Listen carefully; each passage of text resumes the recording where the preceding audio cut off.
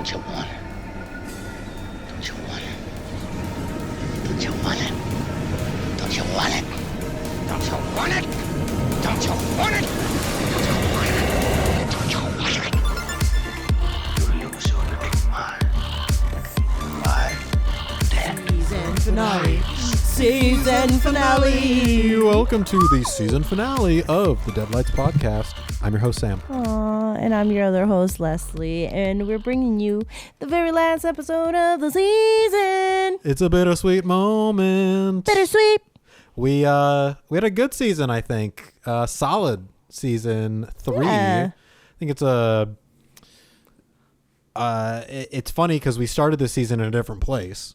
We were at your last apartment, actually. That is so true. So not only has the set changed, we've changed over a year. But I think all in all, it was a great season and a lot of great guests, a lot of great movies, a lot of bad movies, but all great reviews. Great.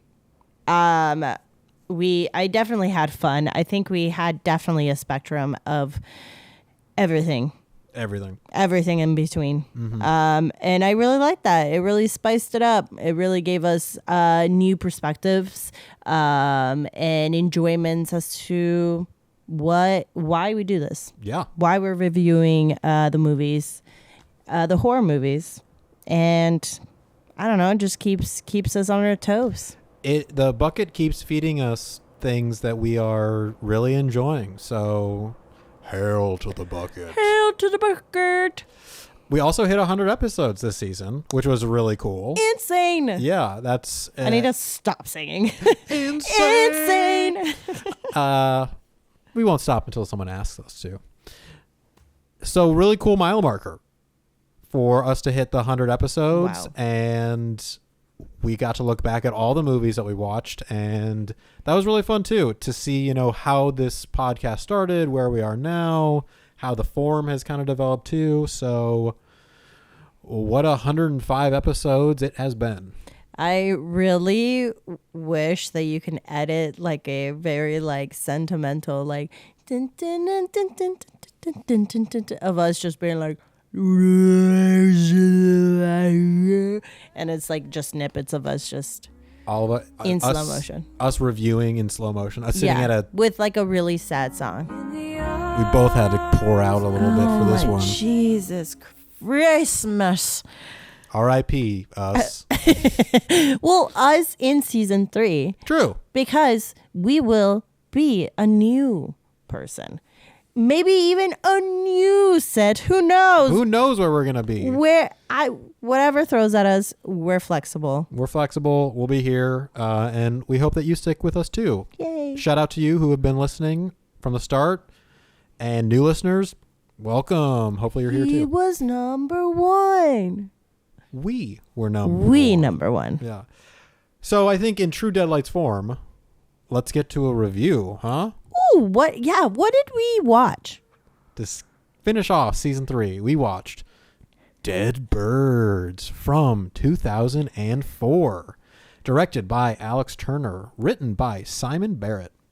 A group of Confederate soldiers hole up in an abandoned plantation after robbing a bank and find themselves at the mercy of supernatural forces.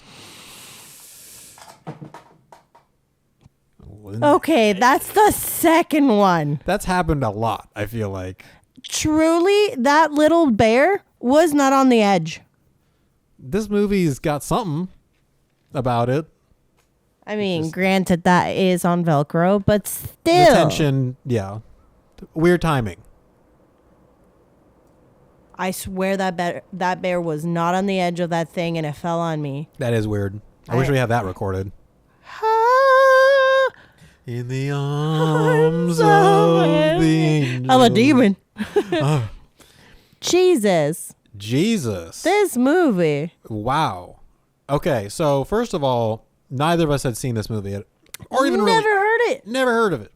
Never heard of this movie. How did it get in the bucket? I couldn't tell you. And so we were having that experience of seeing a movie for the first time, which is, I think, fun. It's really fun since neither you or I know the movie, never heard of it, Wow. What a way to end the season. So we were it was the coin toss of, is this going to be good? Is this going to be bad? I feel like I kind of landed somewhere in the middle-ish. It was one of those movies where we had some things going for it, for sure. Yeah. But we had so many things that I don't know where we landed. There was just a lot that they were cramming in. Like we've said this before, when there's so many, when there's a lot of writers and you can tell that there's different directions and not a lot of editing going on. So then it gets really convoluted.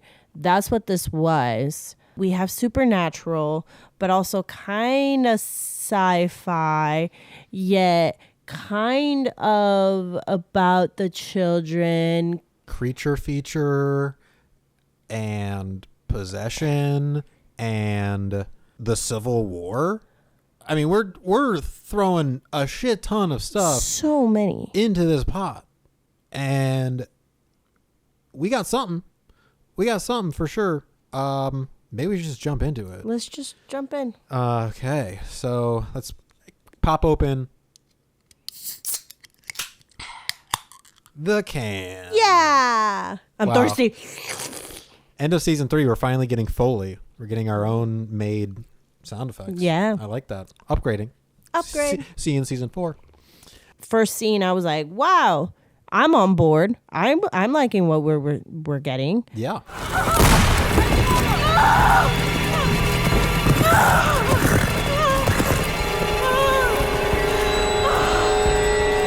We don't typically get Western and horror to come together in a genre. So it is fun to see those two aesthetics coming together. This is post-Civil War, when people are still coming home from war.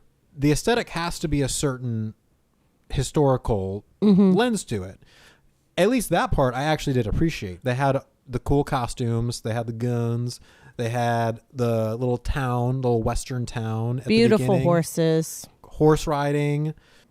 At least world-wise, it did feel like we were really set Yeah. in this 1863 year. I'm not a history buff, kind of person, so I can't really speak to the details. But like you said, yeah, like we weren't using a lot of lighting. We used them very minimal, and it looked natural. Like the lights were coming from where like a fire would be, or from the actual lantern. So it was a rather dark movie, but it like makes sense in this world. It makes sense for it to be absolutely pitch black. And I like those. I like when a horror movie is based in a world where we didn't have electricity, we didn't have the internet, just because then you're really relying on your own senses, which can trick us. Our mind loves tricking us because it's trying to make sense of things. But I did not like how much CGI there was. It is 2004, so we do have to think of the time. And we were very excited. That's when like a lot of CGI stuff in movies were coming out, because it was just a new thing that was getting better and better and better. Yes. And this movie, unfortunately, fell in a time when they're still early on figuring it out. And it was unfortunate because there were some actually pretty good practical effects. We saw a creepy little girl, gross. We saw the gunshot wounds, her operating and removing the bullet. We had heads falling off. We had people's faces being sewn up. So when we saw those actual practical effects, pretty Those good. were fun. Yeah. But they were just put right next to really, really clearly CGI and really bad CGI, where we're like, oh no. We could have maybe used the CGI less and had it just sporadically, so then that way we didn't have a really close look at how fake it looks. Yeah. And they're already setting the movie in a very dark place. And so use that. Use the darkness to quote unquote hide the CGI if you're going to do it more. And don't make it too obvious. There were so many like examples, in my opinion, of like people walking past a window or towards a window, and then we just like had pop-ups of ghosts or whatever. And it was just that. It was just like a scene of someone walking towards a window and then a jump scare. And that was all it was. It didn't add to the story whatsoever. Yeah, that paired with the music.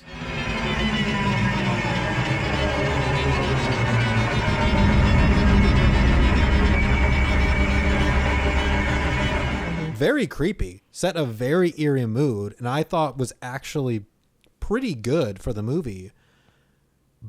But it was so much. I felt like they really overused that element to heighten the tension in scenes when we didn't need it.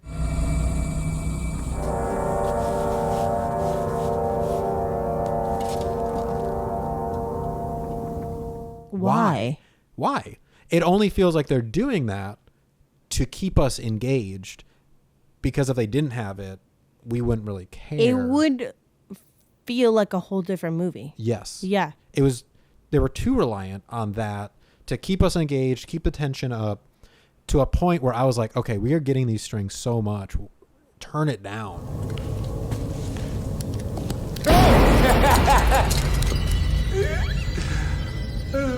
Acting was pretty good. Oh, and I will say that a lot of these actors are pretty recognizable. First of all, we have Michael Shannon, who plays one of the worst characters, Clyde.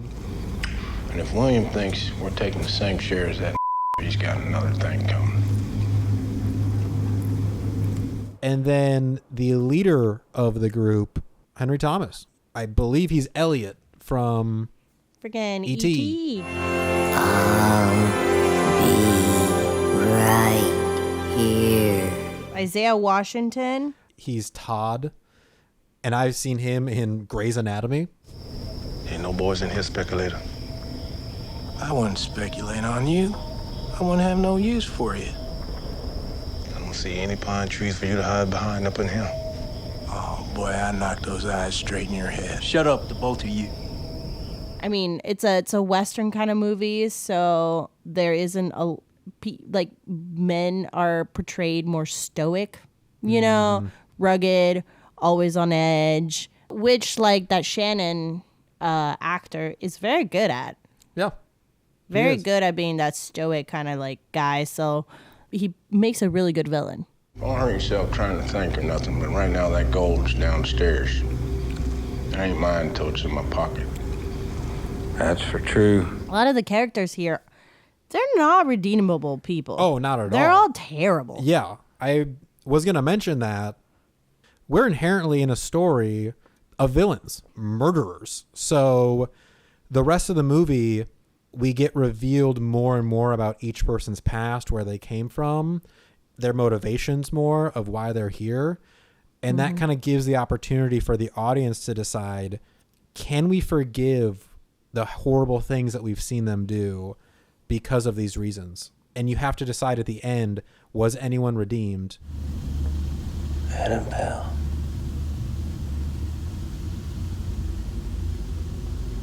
I think I killed a kid in town today.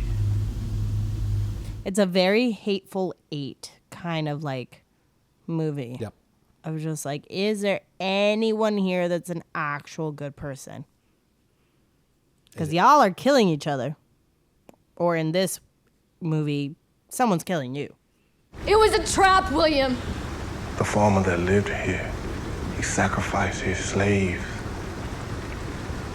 to some sort of ritual. Should we get to the meat? Meat. Meet it up. Eat it up. Meat it up. Meet it up. Meat it up. So through the muck of the movie of us trying to figure out these storylines and all that kind of stuff, it really does go back to the theme that has been around season 3 all along, which is reaping what you sow. For each of these characters, they each had their motivations to rob, to steal, to kill, and there's always a price to be paid in the end. What they were trying to do in this movie was tie that to the Civil War. And when we get to this plantation, a lot of the stuff that is supernatural is rooted in the horrible, horrible atrocities that was inflicted during slavery. So those things are now bubbling up to the surface too. So they are reaping what they sow for their sins, but also the sins of so many oppressors that came before them. They use rawhide on you. They use rawhide on you. Oh God, it hurt. Yeah, I know. His motivations, which are revealed in this very long and on the nose and somewhat not on the nose flashback. I'm trying to bring my wife back, but they tricked me. They changed my children into demons. He was using his slaves in a different way as a commodity, as a price to pay to make this spell to save his wife. But he was tricked in the end, and they actually ended up possessing his children to make them demons. And then he had to sacrifice them. And then that is what kicked off all of this that they're now stumbling upon. So it just becomes years and years of people's horrible actions compounding onto each other until it all reaches a head, and there has to be a price paid. To bring his wife back. He killed them because they turned into beasts. Demons. I saw it. Just like the fact that this character, the dad, was tapping into some really awful things, no longer seeing the people that he is torturing as people. And oh yeah, like those flashbacks that we received were horrible. Yes. But also, like, we were panning from him torturing and then his demonic fucking children. The demonicness of it reminded me of The Ring, the way that, like, it was edited. And then I was just like, I don't know. I was just, what the, like, it was a lot of information, very spoon-fed that we didn't need. We kept getting flashbacks of him just, like, roaming through the fucking book, which we did that in the beginning anyhow. Clyde, like, went through it. So it's like, okay, we get it. It's a book about spells. So, They even like, said it. okay. My question was then, was the whole land cursed? Because it seems like those that stepped foot then became those horrible creatures, but they didn't see themselves as that. And theirs were due to greed. Oh, yeah. I'm not leaving here without that gold!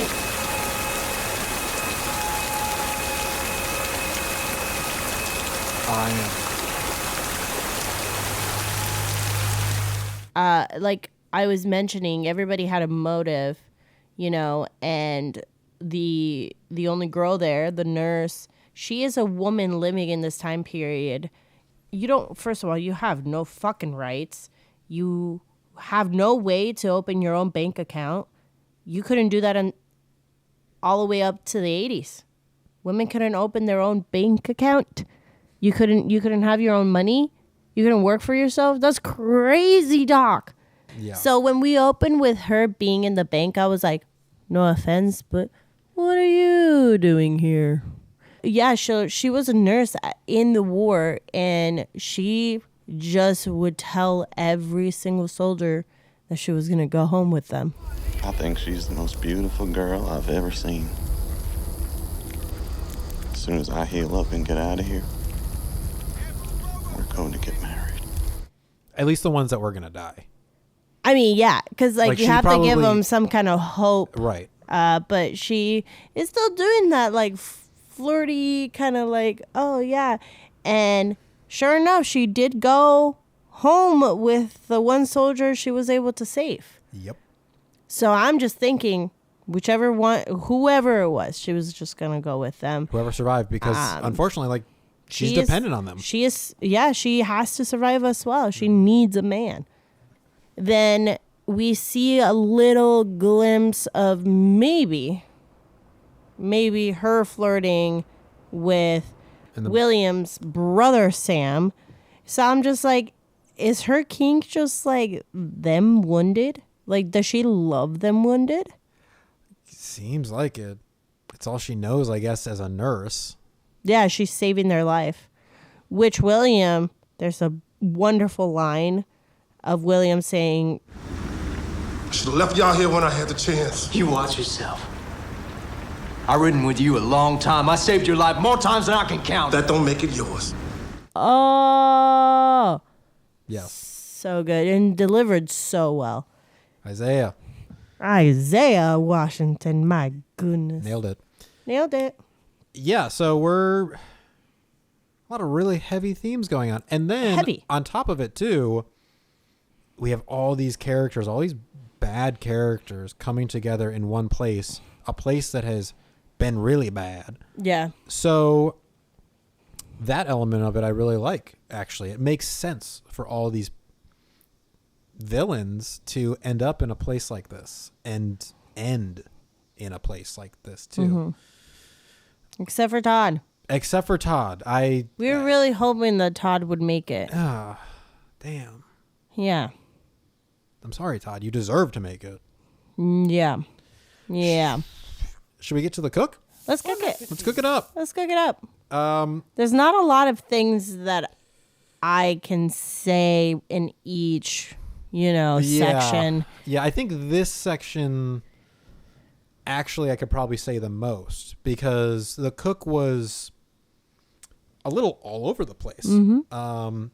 The opener got us in. We were like, holy shit. A head blown. Head blown up, bank robbery, dead kid. Kill the kid. Oh my God. We were like, Dead Birds goes hard. We're like, where are we? Wow. Okay. We were in it. I mean, at least I was. I was like, I was in it too, yeah. What else are we going to get from Dead Birds? And then after that, it really came to a screeching halt of long searching for the house. Then once we get to the house, we're searching the house all night long, getting these little jump scares here and there. But you said it at one point. You were like, no one's died. No one's dead. When are we going to get to the killing? The pace slowed so much.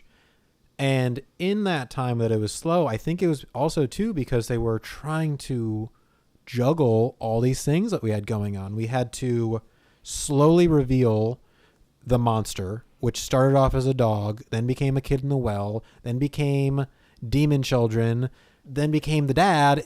That took its own time to have to develop that mystery. We're also too having to explain every single person's motivations. We have the pair of Clyde and Joseph scheming to get the money. How much you figure our share to be looking at that gold? Less than it should. Sure would be easier if we was divided by two. So there's dissension among the group. We have Sam, who's jealous of William because William is with Annabelle. We have Annabelle and William's love story. We have William's backstory. We got Todd's hearing the voices and seeing visions of what the slaves went through in this house. It took so long for them to juggle all that stuff in the middle that we didn't get to the actual killing till the last 15 minutes of the movie. And then at that point, it was just like boom, boom, boom, boom, boom, gone, gone, gone, gone. Mm-hmm. And then it was over. Which, I knew was going to happen because I was like, come on. You're going to feed everything towards the end. Yeah, you called it. There was just so many meaningless scenes. Like you said, so many meaningless jump scares. Mm-hmm.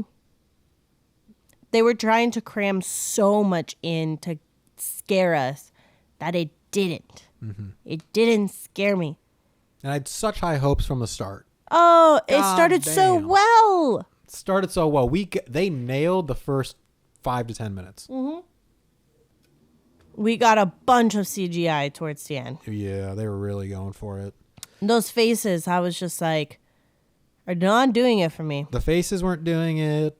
And then when she first sees the little boy under the bed, Yeah. and it has that weird like edit to it.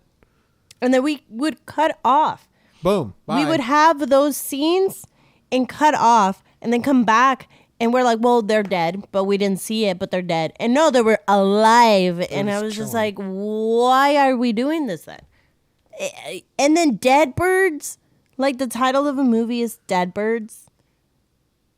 I know it's maybe the talking about the people, but I was just like, It makes sense that we have a confusing title because they didn't know what to call this movie. no. Do you base it in the Civil War? Do you base it in the horror? It was so jumbled. We had one shot of a dead bird as we're going into the house, lit up. And then we're panning in to the dead bird, and then it turns red. Oh, yeah. That's right when they get to the house. Yeah, which was an edit that we've seen in movies in like 1970s. Oh, yeah. Very Dario Argento. Yeah. No. I was like, wow. Okay, we're trying to have this foreboding kind of like message, but it's too on the nose. I don't know. Yeah, but not on the nose enough. Where, like, what are they even really saying about these things? Yeah. I had a problem, too, with the preacher that is revealed to have killed all these slaves. Obviously bad guy. And the one who has opened these doors to let these demons in and then possessing his children. Obvious bad guy. But they did have a line about when they first found the spell book, that the spell book belongs to the slaves. What is this place? Slave quarters.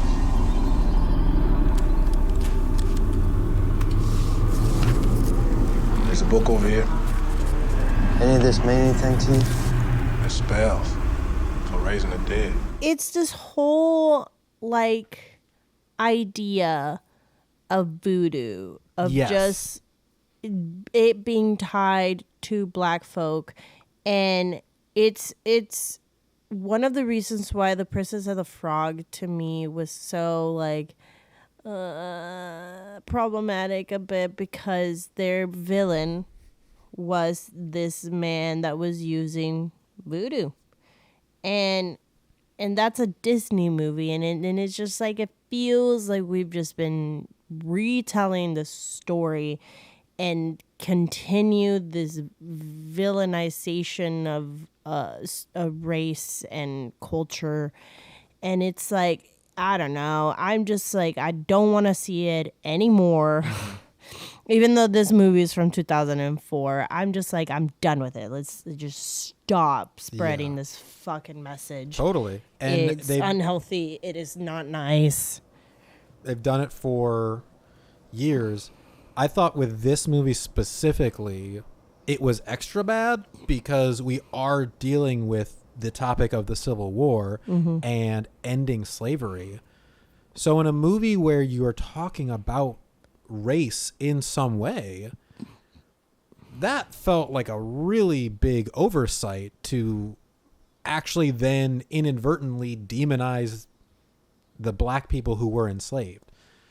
So I was like, this backstory is not working for me, along with it just being so complicated.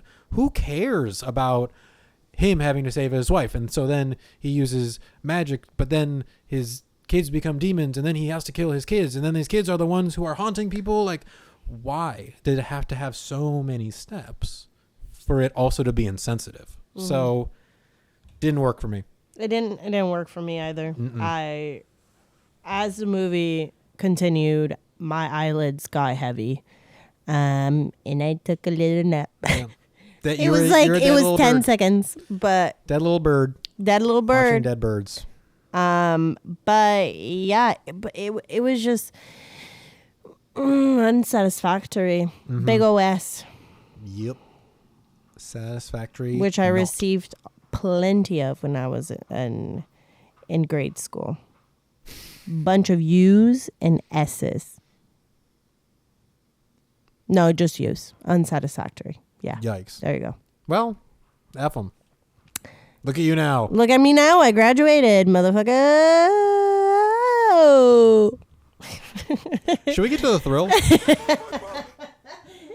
No, let me talk about more about how terrible of a student I was. I mean, that's thrilling. Just kidding. That is thrilling. The thrill of this movie, it took us a while to figure out, meander getting there. It ended up being magic, supernatural magic, and people getting possessed by demons. I don't know. I really don't know what the fuck was happening. Who was the villain? Was it demons? Was it possession? Why did we have those dog-looking things? Like, why Were did they those- look like that? Yeah. Because we were skinning the people? It was somewhat alien, and it also like came out of a person's chest like aliens. I still at the end of the movie don't know what those were, because also it implied William, who is our final guy, is running through the cornfield to escape as the final survivor, and then right when he leaves the cornfield he gets shot by another group of Confederate soldiers. That is the ugliest damn thing I've ever seen. But No, I was but then- confused by that. I was like, is he actually that? Or is that just like an illusion that the house is putting on him so he gets killed? I think so. Because then his wife is also a dog thing. Because they're going through and he's like, oh, there's another one over here.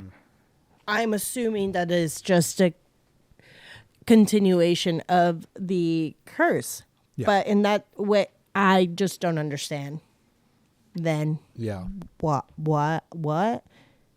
I like the idea that all these people are monsters, you know? I mean, we can say that the monsters are the demon dogs running around, but in fact, all these people have done horrible things, except Todd. Somewhat are monsters themselves. So having him or all of them look like monsters in the end. But then why? makes sense. Then just use the dogs. Why are we fucking using creepy children? Don't know. Ghosts, and then the fucking dad with the pilgrim fucking hat is just like, I had to, and it's just like, what? So many things. And then that's how Sam dies, but we didn't even see that. It was he just just bleeds out. And then Todd, the character that doesn't deserve to be there at all, just vaporizes. He gets scared to my God. vaporization. yeah, because they didn't kill him because he's a black person. They Because couldn't he's one outright of kill him. them. Yeah. And it was like green vapor kind of thing, and it like did like a kind of. For the character, like literally, we were in these scenes rooting for Todd. I was like, please don't kill him, Don't please kill don't him. kill him. This is the only good character. And then And for then him to he- go out like that, Vaporized. vaporize into green smoke. Oh, I was upset. I hope that he wasn't actually vaporized. He was teleported like 150 years into the future where everything's a little more chill and he can just live off a bunch of gold. He was teleported somewhere. I hope so. He's alive. I need to He's think alive. that. I need to think that because why would they kill off his character? Also, the well. Are we assuming that the dad threw the kids in the well? I guess that's a good assumption. I didn't even think about it. But yes, that makes sense. because that was a whole thing of like, where'd you put the kids? Where'd you put the kids? I'll never tell. And then they didn't really make that explicitly clear. The only reason we think that is because that's where Joseph was pulled into. Yeah. They didn't have time to explain that, I guess. Or just didn't. They were, I don't even think they thought about it. No. Oh my God, I'm slurring my words. Is this alcoholic? Yeah. Too many elements. Too many elements. Bottom line. Let's get to the ride. Let's ride it. Ride it, cowboy. It is a Western. I love those horses. Gosh, they were so beautiful. Yeah, but they really went out and pretty awful. They were torn apart. Poor baby. Sorry, horsies. Did you dirty. Those little kids did you dirty. Bumpy ride. Like the Western element, but other than that, oh boy. Too many cooks. Left me confused, infuriated. Like you mentioned, I do like the elements of them turning into monsters or being monsters, looked at as monsters by other people.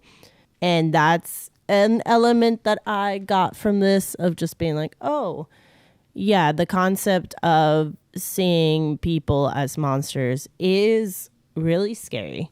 Just because,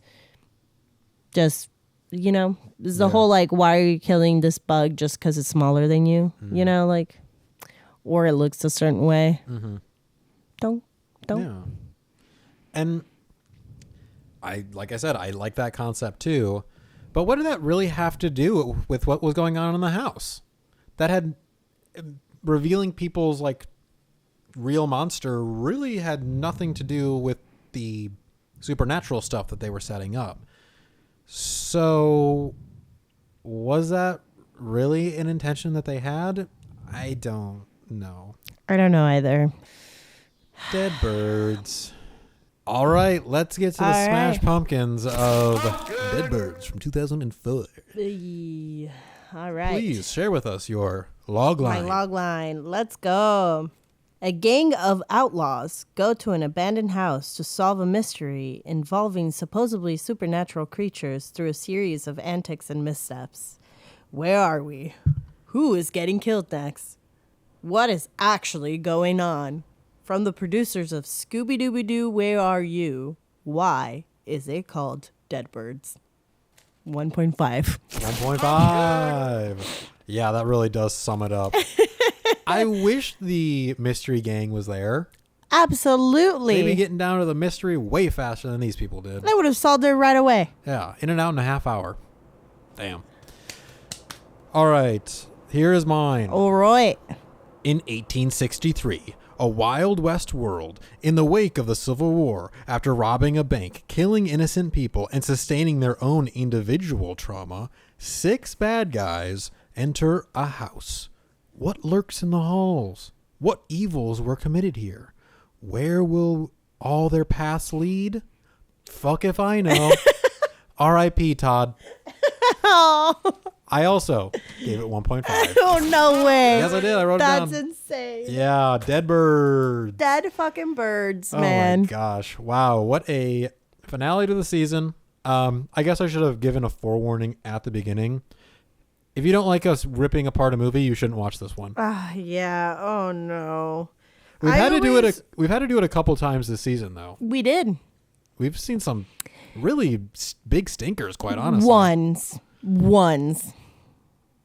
We've seen a few more than I can remember from previous seasons. Yeah. But you know what? It's also fun to see these movies, giving them an opportunity. Yeah, it's really hard for me to put a movie anyhow on my own. So, yeah. It's part of the point of this podcast, too, to allow randomness to give us these movies so we have no preconceived prejudice towards it. And I think that any filmmaker that has put in time to make a movie deserves it to be watched, deserves it to be given a chance. Mm-hmm. So we've given a lot of different movies their fair chance and talked it through and found the things that we liked about it, even in this one too. And so I will always encourage anyone who watches the podcast, even if we ripped it apart, please see it, watch it, give it your own chance. It might hit a chord with you that was different for us. Mm-hmm. And that's what's beautiful about film, is we can all have different experiences and still just talk about it, share our feelings about it, and then hopefully all just go home and be okay after that. And be okay. I hope everyone's okay. We've definitely have discussed some movies, and I think throughout the episode, people might be like, oh man, they really didn't like this film. And then we give it like a 5, you know? So, yeah, it just like truly just depends. And I don't really know what else to say about that. It makes me excited every week when we get to this point of like picking the next movie. Oh yeah. Because it's that coin toss, like I said, of are we getting something good or are we getting something bad? Because yes, we've had some stinkers in this season. That's fine. We've had some great movies in this season too. We've had probably, in my opinion, the scariest movie that I have seen to date in this season. And a movie that you absolutely love too, Prisoners, in this season as well. We've had the highs, the lows, the mediums. So well-rounded season. I will leave it at that. Yeah. And should we see what we're going to start season 4 with? Oh my goodness. I get to pick. Leslie's pick. I am honored. Oop. And now we have to, after you pick it, wait the time to watch it. So long. In between. I already don't know what we're watching each week. And that's 1 week apart. Yeah. I'm not going to even recall. We'll see. Any wishes? Any wishes? I'm still wanting aliens. I want aliens. You want just an alien movie? Because we already watched Aliens in this season. Yeah, no. Not Aliens, the franchise. I want a boopy movie about aliens. I see. And by boopy, I mean spoopy. Spoopy, like poopy in your pants. I just want to be scared again. Me too. I just want to be scared again. Remove the aliens. Whatever's going to terrify me. Because I went to go see Longlegs with high hopes. High hopes that it was going to petrify me. And it didn't. Maybe one day in the future that'll be in the bucket and you will all have to hear both of our opinions about Longlegs. I want to scream. Me too. I want Pearl. You want Pearl? That's my wish. Oh, it's so tiny. Okay, could be Pearl. That could be Tiny Pearl. It could be Tiny Pearl.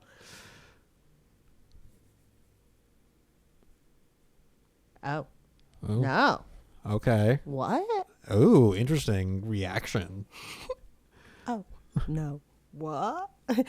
After witnessing a bizarre, traumatic incident involving a patient, a psychiatrist becomes increasingly convinced she is being threatened by an uncanny entity. I think this is Entity.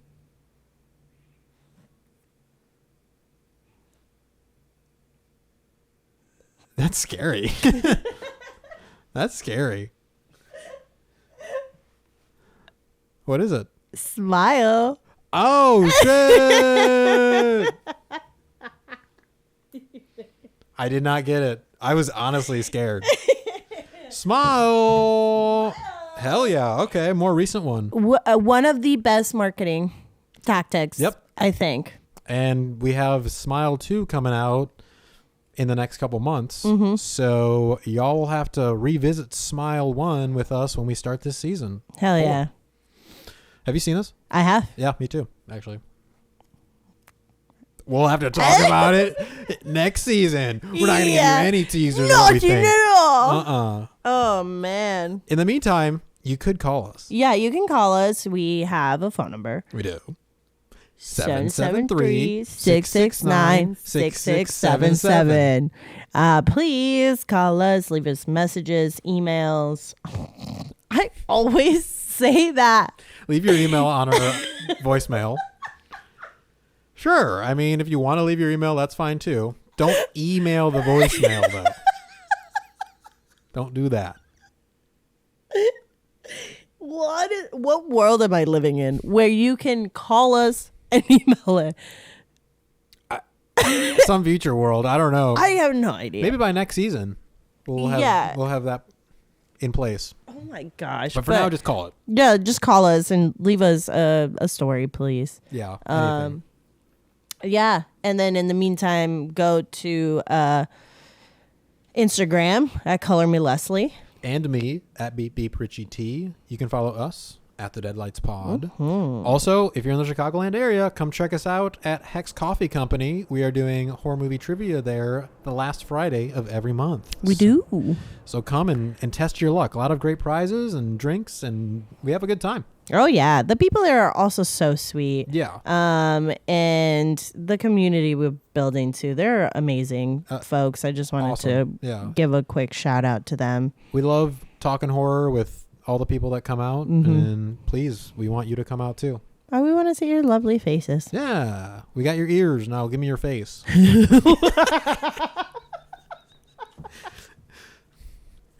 That's great. I said what I meant, and I meant what I said. I'm crying because it's our last episode. This is it. This is it. Goddamn. This is it. It ends with us. It ends with this. I mean, you already said this season is dying, so. R.I.P. season 3. Yep. But until next season, let's get spooky.